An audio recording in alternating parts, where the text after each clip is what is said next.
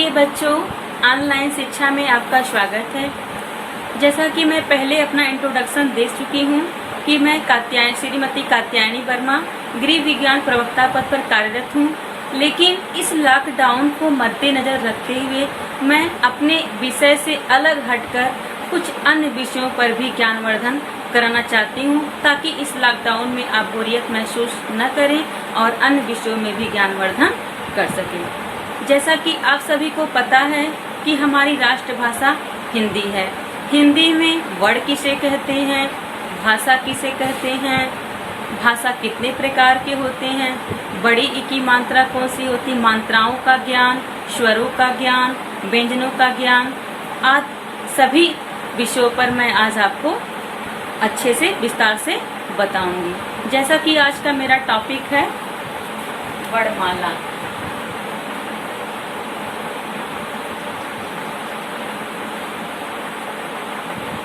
वर्णमाला। सबसे पहले बच्चों मैं आपको भाषा के विषय में बता देती हूँ। भाषा किसे कहते हैं? भाषा किसे कहते हैं? भाषा वह साधन है जिसके द्वारा मानव अपने भावों और विचारों का आदान प्रदान करता है। अर्थात भाषा वह साधन है जिसके द्वारा मानव अपने भावों व विचारों को दूसरों के सामने व्यक्त करता है तथा दूसरों के भावों और विचारों को अपने अंदर ग्रहण करता है, उसे ही हम भाषा कहते हैं। भाषा 3 प्रकार के होते हैं। पहला है मौखिक भाषा,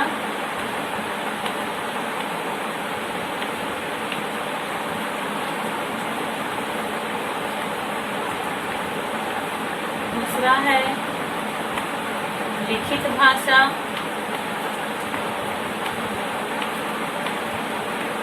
तीसरा है सांकेतिक भाषा।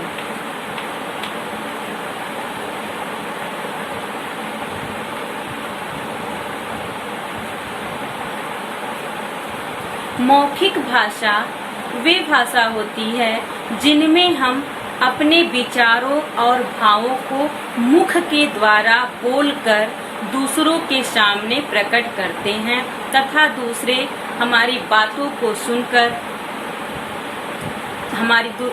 हमारी बातों को सुनकर वह जो है भाषा को ग्रहण करते हैं। अर्थात कहने का तात्पर्य यह है कि मौखिक भाषा वह भाषा होती है जो मुख के द्वारा बोलकर प्रकट की जाती है। अर्थात हम अपने भावों और विचारों को मुख के द्वारा बोलकर दूसरों के सामने प्रकट करते हैं और दूसरे हमारी बातों को सुन करके समझते हैं, उसे ही हम मौखिक भाषा कहते हैं। मौखिक भाषा के अंतर्गत जैसे कि कहानियाँ सुनना और विद्यालय में भाषण देना, स्पीच देना तथा समाचार पत्र जो है मुख के द्वारा बोलकर प्रदर्शित करना, इस प्रकार से जो है ये सारी उदाहरण मौखिक भाषा के अंतर्गत आते हैं। लिखित भाषा वे भाषा होती है जो मुख के द्वारा बोलकर प्रकट नहीं की जाती। अर्थात हमारे मन में जो भी विचार हैं, जो भी भाव हैं, उसको हम बोलकर दूसरों के सामने व्यक्त नहीं करते हैं, बल्कि हम उसको लिख कर प्रकट करते हैं। ऐसे भाषा को हम लिखित भाषा कहते हैं। सांकेतिक भाषा वे भाषा होती है जिनमें हम अपने विचारों व भावों को न बोलकर प्रकट करते हैं, न लिख कर प्रकट करते हैं, बल्कि कुछ संकेतों और चिन्हों के द्वारा हम अपने विचारों और भावों को रखते हैं, उसे ही हम सांकेतिक भाषा कहते हैं। इस प्रकार से भाषा के 3 प्रकार हैं, मौखिक भाषा, लिखित भाषा, सांकेतिक भाषा। इस प्रकार से जो है हम अपने विचारों और भावों को बोलकर, लिखकर, संकेतों के द्वारा प्रकट करते हैं, उसे ही हम भाषा कहते हैं। मैं आपको बताती हूँ भाषा की इकाइयाँ।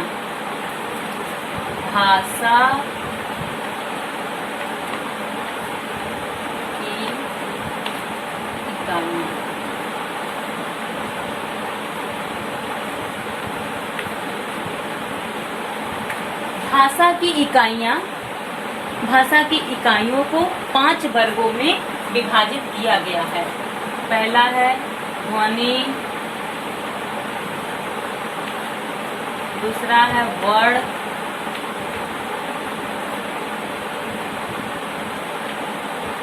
शब्द,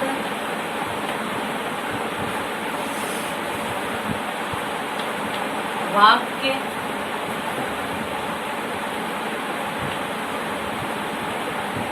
पद।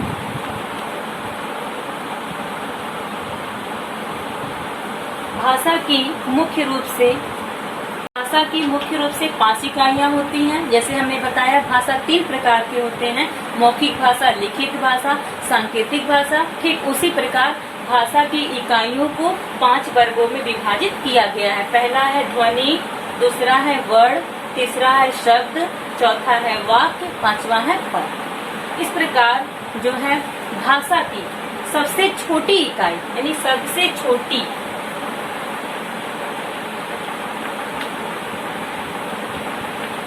भाषा की सबसे छोटी इकाई ध्वनि है। इसी ध्वनि को ही हम वर्ण कहते हैं और इन वर्णों के व्यवस्थित समूह को ही हम वर्णमाला कहते हैं। अर्थात कहने का मतलब ये है कि भाषा की सबसे छोटी इकाई ध्वनि मानी जाती है और इस ध्वनि को ही हम कहते हैं वर्ण। और इन्हीं वर्णों के व्यवस्थित यानी कि शब्द, वाक्य, इन्हीं वर्णों के व्यवस्थित समूह को ही हम वर्णमाला कहते हैं। हिंदी वर्णमाला में वर्ण की संख्या 52 होती है। हिंदी वर्णमाला में वर्ण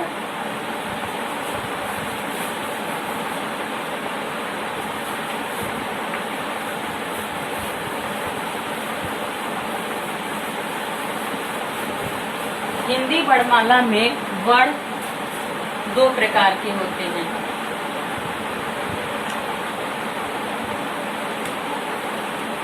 वर्ण 2 प्रकार के, पहला है स्वर और दूसरा है व्यंजन।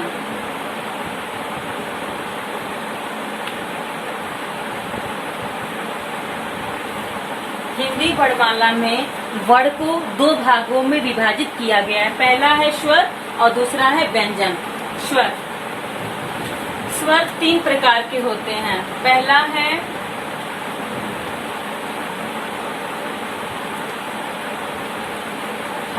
ह्रस्व,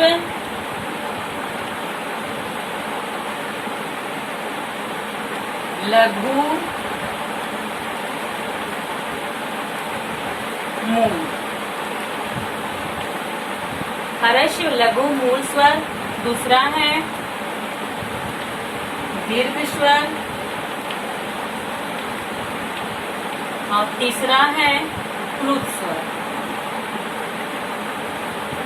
यानी स्वर को 3 प्रकार में विभाजित किया गया। पहला है ह्रस्व, लघु, मूल स्वर, दूसरा है दीर्घ स्वर और तीसरा है प्लुत स्वर। यानी कि ह्रस्व, लघु या मूल स्वर को हम एक मात्रिक यानी इसको हम एक मात्रिक स्वर भी कहते हैं। एक मात्रिक और इसे हम द्विमात्रिक भी कहते हैं।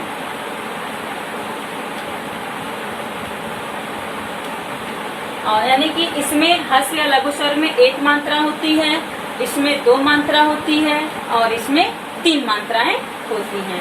इन्हें एक मात्रिक भी कहते हैं और इन्हें जो है द्विमात्रिक कहा जाता है। यानी कि इसमें 1 मात्रा, इसमें 2 मात्रा और इसमें 3 मात्रा होती है। अब ह्रस्व, लघु या मूल स्वर के अंतर्गत जो है अ, आ, ई, उ, री, आ, ई, उ, री इत्यादि जो शब्द होते हैं वह ह्रस्व, लघु या मूल स्वर के अंतर्गत कहते हैं। इन्हें एक मात्रिक स्वर भी कहा जाता है क्योंकि इनमें 1 मात्राएं होती हैं। दीर्घ स्वर, द्विमात्रिक। दीर्घ स्वर द्विमात्रिक में जैसे आ, बड़ी,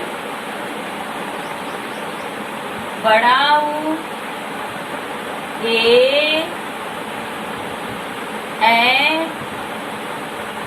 ओ औ, यानी कि जो है दीर्घ स्वर के अंतर्गत आ, बड़ी, बड़ा ऊ, ए ओ औ इत्यादि शब्द आते हैं। अब क्लू स्वर जैसे कि ओ,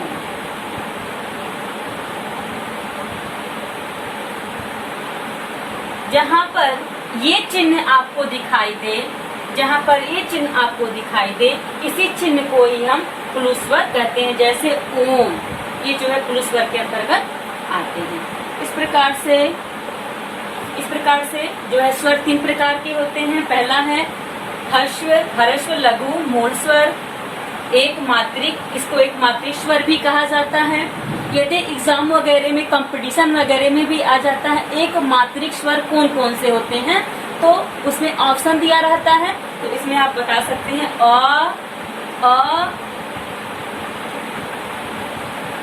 ई नहीं रहेगा, ई उ री, ई यानी कि 4 वर्ड, ई उ री जो है एक मात्रिक स्वर यानी कि ह्रस्व लघु मूल स्वर के अंतर्गत आते हैं। दूसरा है दीर्घ स्वर यानी कि जिनमें 2 मात्राएं होती हैं। जैसे आ, बड़ी, बड़ाऊ, ए ओ औ जो है ये सब दीर्घ स्वर के अंतर्गत आते हैं। ह्रस्व लघु या मूल स्वर के अंतर्गत इसे एक मात्रिक स्वर भी कहते हैं। जैसे अ, ई, उ, री, ये सारे जो हैं वर्ड ह्रस्व लघु या मूल स्वर के अंतर्गत आते हैं। दीर्घ स्वर यानी कि जिनमें 2 मात्राएं होती, जैसे आ, बड़ी, बड़ाऊ, ए ओ औ, ये सब जो है द्विमात्रिक स्वर के अंतर्गत आते हैं। क्लू स्वर यानी कि जिनमें 3 मात्राएं होती, जैसे ओम जो है क्लू स्वर के, जहां पे आपको ये चिन्ह दिखाई दे वहां पे आप समझ जाएंगे कि ये क्लू स्वर के अंतर्गत आता है। इस प्रकार जो है अब मैं आपको बताती हूँ कि जो है ह्रस्व लघु या मूल स्वर, ह्रस्व लघु या मूल स्वर किसे कहते हैं? ह्रस्व लघु या मूल स्वर वे स्वर होते हैं जिन्हें बोलने में बहुत कम समय लगता है, उन्हें हम ह्रस्व लघु या मूल स्वर कहते हैं। जैसे अ, ई, उ, री। दीर्घ स्वर वे स्वर होते हैं जिन वर्णों का उच्चारण करने में स्वर से अधिक समय लगता है, उसे हम दीर्घ स्वर कहते हैं। जैसे आ, बड़ी, बड़ाऊ, ए ओ अ। प्लू स्वर वे स्वर होते हैं जिन वर्णों का उच्चारण करने में ह्रस्व व दीर्घ स्वर से अधिक समय लगता है, उसे हम प्लू स्वर कहते हैं। जैसे ओम। इस प्रकार से ह्रस्व लघु या मूल स्वर यानी कि इन वर्णों का उच्चारण करने में बहुत कम समय लगता है, उसे हम ह्रस्व लघु या मूल स्वर कहते हैं। दीर्घ स्वर जिन वर्णों का उच्चारण करने में ह्रस्व से अधिक समय लगता है, जिन वर्णों का उच्चारण करने में बहुत अधिक समय लगता है, उसे हम दीर्घ स्वर कहते हैं। प्लू स्वर जिन वर्णों का उच्चारण करने में बहुत अधिक समय लगता है, उसको हम कहते हैं प्लू स्वर। इस प्रकार से ये स्वर के प्रकार हो गया। उसके बाद फिर मैं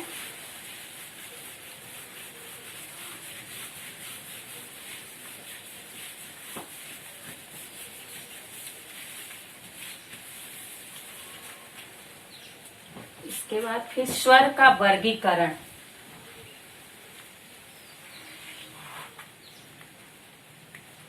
स्वर का वर्गीकरण पहला है ह्रस्व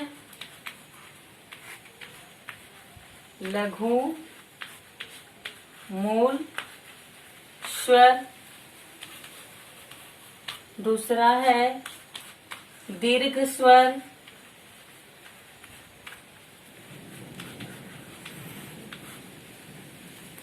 तीसरा है दीर्घ संधि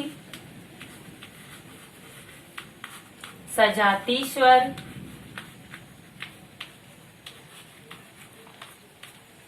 और चौथा है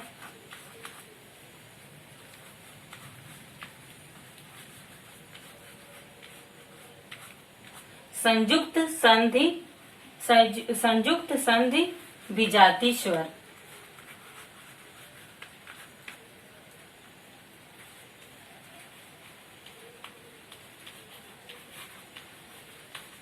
इस प्रकार से जो है ह्रस्व लघु या मूल स्वर का वर्गीकरण यानी कि स्वरों का वर्गीकरण किया जाता है। तो यह पहला है ह्रस्व लघु मूल स्वर, दूसरा है दीर्घ स्वर, तीसरा है दीर्घ संधि सजाति स्वर और चौथा है संयुक्त संधि विजाति स्वर।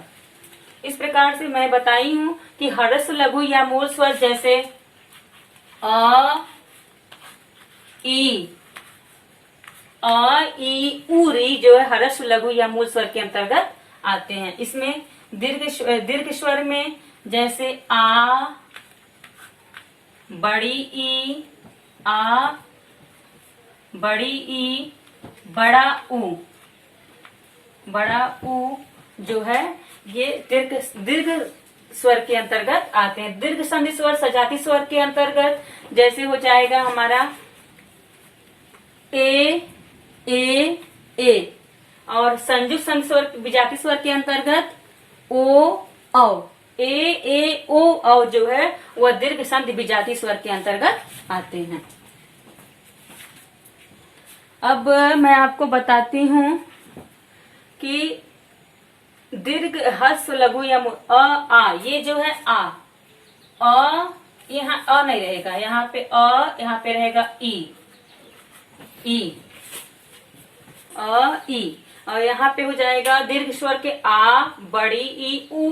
दीर्घ संधि स्वर के दीर्घ संधि सजाति स्वर के अंतर्गत जो है उ, ए जो है इसके अंतर्गत आ जाएंगे। संयुक्त संधि स्वर के अंतर्गत भी ए ओ औ इत्यादि जो है संयुक्त संधि विजाति स्वर के अंतर्गत आ जाएंगे। क्या हो गया स्वरों का वर्गीकरण यानी कि ह्रस्व लघु मूल स्वर के अंतर्गत ये वर्ड आते हैं। दीर्घ स्वर आ, बड़ी दीर्घ संधि स्वर सजाति स्वर के अंतर्गत वो सारे वर्ड आते हैं। संयुक्त संधि विजाति स्वर के अंतर्गत सारे वर्ड आते हैं। अब मैं आपको बताऊंगी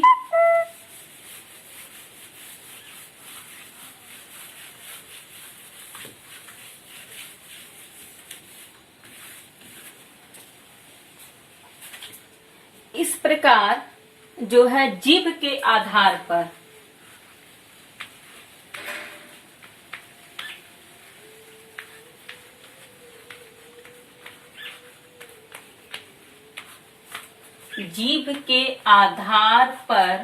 स्वर का वर्गीकरण।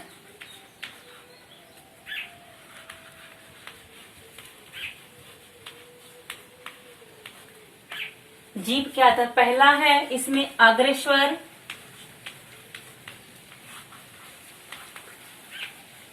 दूसरा है मध्य स्वर, तीसरा है पश्च स्वर। यानी जीभ के आधार पर भी हम स्वरों को उच्चारित कैसे हैं। जैसे अग्र स्वर के अंतर्गत ई, उ जो है दीर्घ अग्र स्वर के अंतर्गत ई, बड़ी ई, छोटा ऊ, बड़ा ऊ इत्यादि वर्ड आते हैं। मध्य स्वर के अंतर्गत अ, पश्च स्वर के अंतर्गत ए, ओ, औ।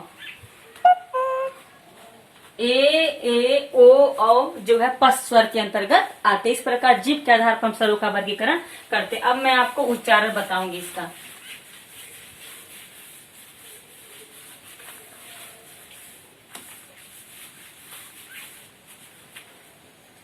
संयुक्त स्वर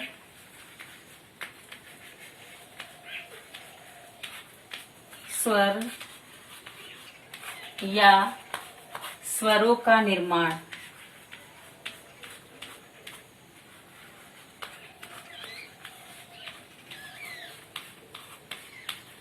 यानी कि कुछ स्वर ऐसे होते हैं जिनको मिला करके जो है संयुक्त स्वरों का निर्माण किया जाता है। जैसे अ, धन ई बराबर ए, अ धन बड़ी ई बराबर ऐ, अ धन उ बराबर ओ,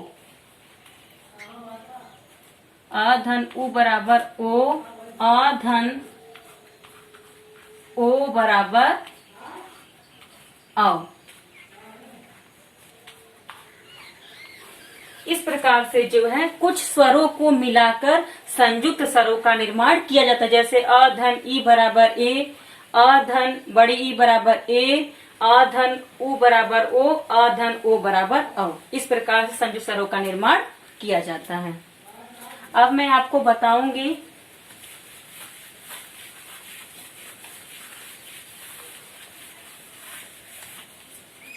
स्वरों का उच्चारण स्थान, मतलब स्वरों को उच्चारित कैसे करते हैं। स्वरों का उच्चारण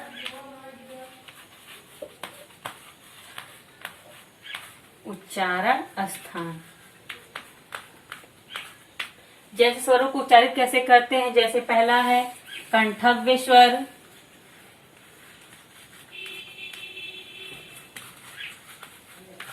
तालव्य, ओष्ठ स्वर,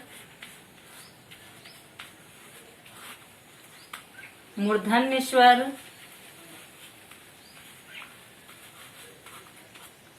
मूर्धन्य स्वर। अब मैं ऊपर लिख देती हूँ क्योंकि नीचे स्पेस नहीं है। मूर्धन्य स्वर, कंठव्य तालव्य स्वर,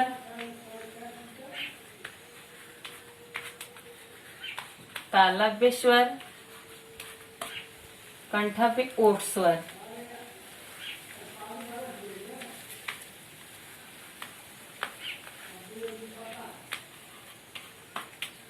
अर्थात जो है स्वरों का उच्चारित कैसे करते हैं। पहला है कंठव्य स्वर, तालव्य स्वर, ओष्ठ स्वर, मूर्धन्य स्वर, कंठव्य तालव्य स्वर, कंठव्य ओष्ठ स्वर। यानी कंठव्य तालव्य स्वर के अंतर कंठव्य स्वर आ, कंठव्य तालव्य स्वर ई, कंठव्य ओष्ठ स्वर उ, मूर्धन्य स्वर के अंतर्गत जैसे री आ जाएंगे मूर्धन्य स्वर के अंतर्गत, और कंठव्य तालव्य स्वर के अंतर्गत उ,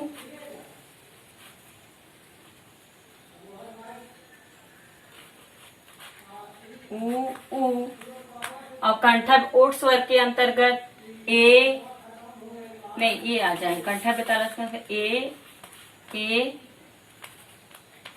ए और इसके अंतर्गत ओ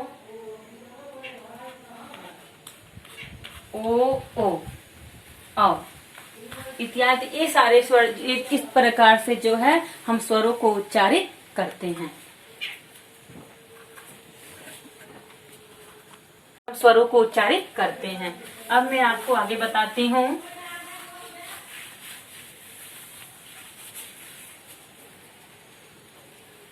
स्वर की संख्या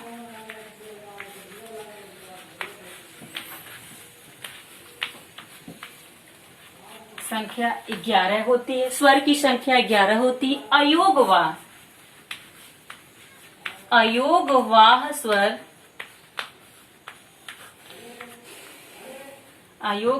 स्वर की संख्या 2 होती है। यानी कुल मिलाकर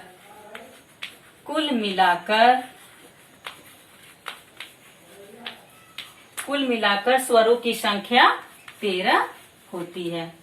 अनुस्वार के लिए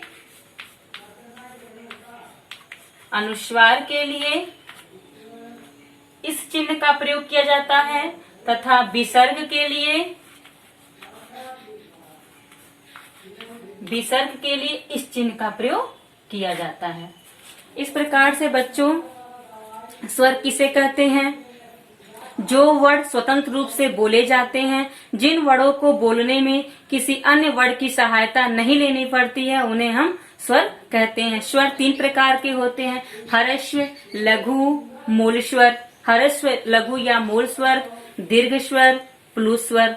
हर्ष लघु या मूल स्वर को हम एक मात्रिक स्वर भी कहते हैं और दीर्घ स्वर को हम द्विमात्रिक स्वर भी कहते हैं। यानी कि हर्ष लघु या मूल स्वर में एक मात्रा होती है और दीर्घ स्वर में जो है 2 मात्राएं होती हैं और जो प्लुस स्वर होते हैं उसमें 3 मात्राएं होती हैं। हर्ष लघु या मूल स्वर वे स्वर होते हैं जिन्हें बोलने में बहुत कम समय, यानी जिन स्वरों का उच्चारण करें, जिन बड़ों का उच्चारण करने में बहुत कम समय लगता है उन्हें हम हर्ष लघु या मूल स्वर कहते हैं। दीर्घ स्वर जिन वर्णों का उच्चारण करने में हर्ष वर्ण से अधिक समय लगता है उन्हें हम जो है दीर्घ स्वर कहते हैं। प्लुस स्वर जिन वर्णों का उच्चारण करने में सबसे अधिक समय लगता है उन्हें हम प्लुस स्वर कहते हैं। इस प्रकार से कुछ स्वरों को मिलाकर के संयुक्त स्वरों का निर्माण किया जाता है, जैसे अधन ई बराबर ए, अधन बड़े ई बराबर ए, अधन उ बराबर ओ, अधन ओ बराबर औ।